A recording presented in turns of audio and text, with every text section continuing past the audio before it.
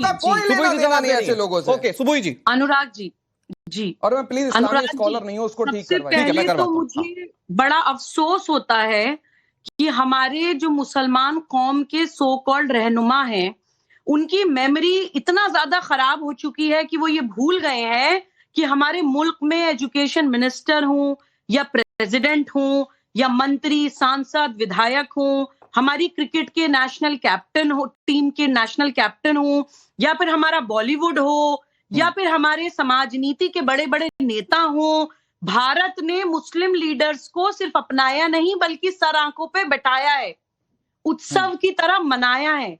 ऐसे 1 2 3 4 10 100 नहीं, हजारों ऐसे नाम हैं जिनकी लिस्ट है, जिन्होंने ना ही सिर्फ मुस्लिम समाज बल्कि देश का नाम रोशन किया है। बिल्कुल ये लोग ये नैरेटिव सिर्फ इसलिए क्रिएट करना चाहते हैं क्योंकि ये चाहते नहीं है कि मुस्लिम समाज में किसी तरह का रिफॉर्म हो। ये चाहते हैं कि मुसलमान समाज इनको अपना नेता बनाता रहे और इनके पीछे आंख बंद करके भेड़ बकरियों की तरह चलता रहे। मैं as an officer of the court इन लोगों को बताना चाहती हूँ कि कानून कहता है आप किसी भी चल अचल संपत्ति के मालिक हों, अगर आपकी चल अचल संपत्ति में कोई गैर कानूनी काम होता है या कोई आतंकवादी घटना होती है तो उसके जिम्मेदार आप माने जाएंगे। हमारे देश में रूलिंग पार्टी की एक मेंबर ऑफ पार्लियामेंट को सिर्फ इसलिए जेल जाना पड़ा था, पुलिस का थर्ड डिग्री टॉर्चर झेलना पड़ा था क्योंकि एक बॉम्ब ब्लास्ट में जो मोटरसाइकिल थी वो रजिस्टर्ड उनके नाम पे थी। सिर्फ इस कारण उनको इतना टॉर्चर झेलना पड़ा था।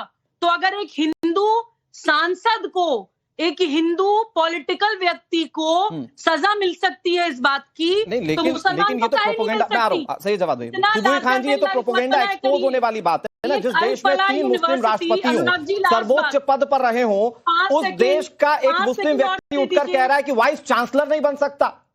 ये तो प्रोपेगेंडा एक्सपोज हो जाता है ना साहब। आप देखिए आज कितनी यूनिवर्सिटी है जिसमें कि मुस्लिम वाइस चांसलर हैं, बड़े पदों पर बैठे हैं, एज अ प्रोफेसर काम कर रहे हैं।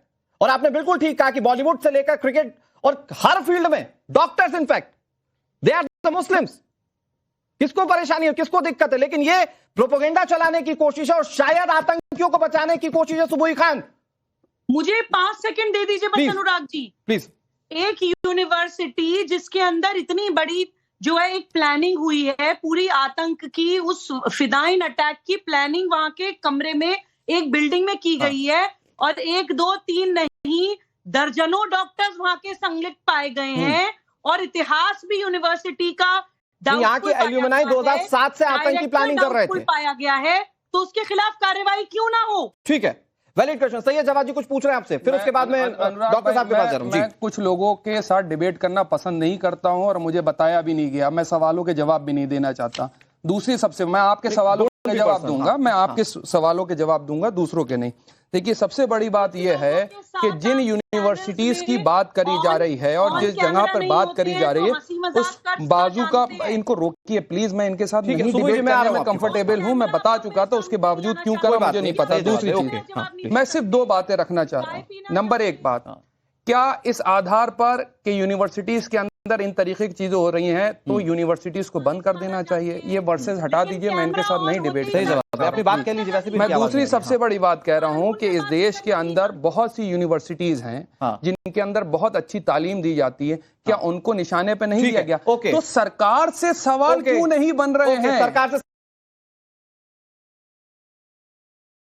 अब जी सर प्लीज, मैं आ रहा हूं आपके पास, मैंने देख लिया, मैं आ रहा हूं आपके पास। सुबुई खान जी मैं आ रहा हूं आपके पास, एडवोकेट जी आपके पास भी आ रहा हूं। लेकिन एक बहुत छोटी सी बात जो सैयद जवाद भाई कह रहे हैं कि भाई हाँ सही बात है कि अगर लिंक मिल रहे हैं तो उन लिंक्स पर कार्रवाई होनी चाहिए, पूरी यूनिवर्सिटी पर कार्रवाई नहीं होनी चाहिए। लेकिन अगर पूरी यूनिवर्सिटी भ्रष्टाचार के जानिब खड़ी की गई हो तब क्या है?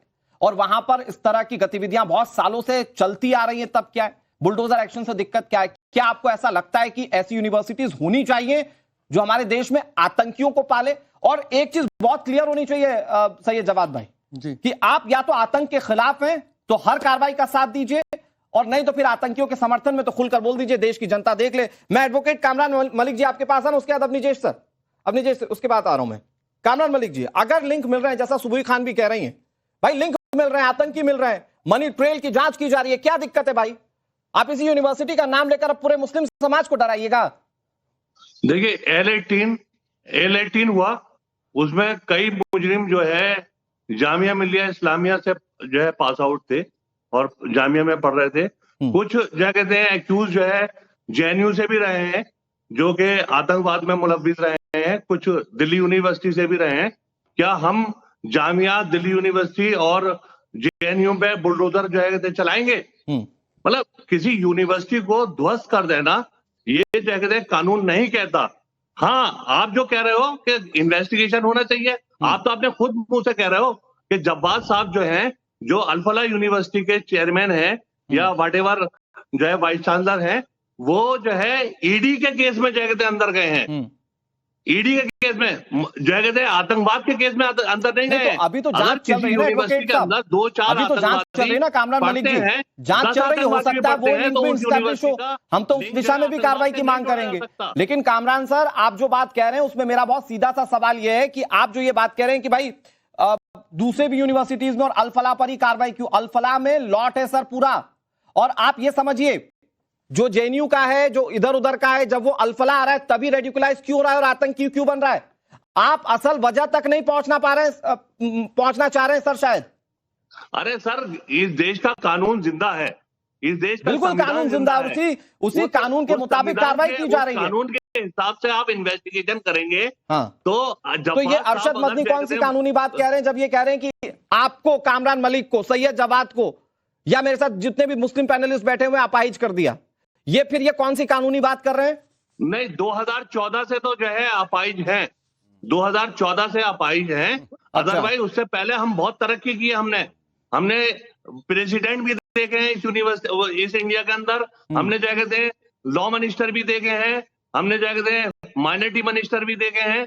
मगर 2014 के बाद भी माइनॉरिटी मिनिस्टर रहे हैं सर, 2014 के बाद भी वाइस चांसलर रहे हैं मुस्लिम, 2014 के बाद भी जुडिशरी में मुस्लिम रहे हैं, 2014 के बाद गौर से सुनिए सर डॉक्टर्स भी बने हैं, और 2014 के बाद ये डॉक्टर्स आतंकी भी बने।